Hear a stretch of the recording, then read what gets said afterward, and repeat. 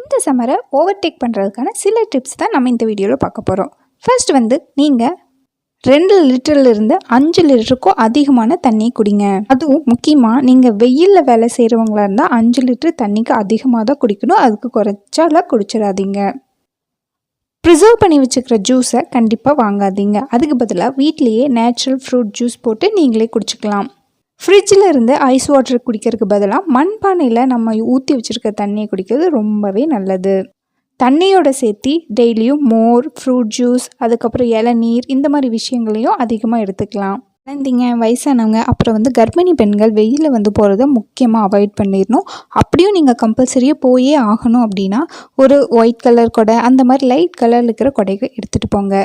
அப்புறம் compulsory black colour ட்ரெஸ்ஸை avoid பண்ணிக்கோங்க. அதுக்கு பதிலாக white colour, light colour cotton dress use பண்ணிக்கோங்க. ஜீன்ஸ் அண்ட் லெக்கின் முக்கியமாக அவாய்ட் பண்ணிக்கணும். So thank you guys.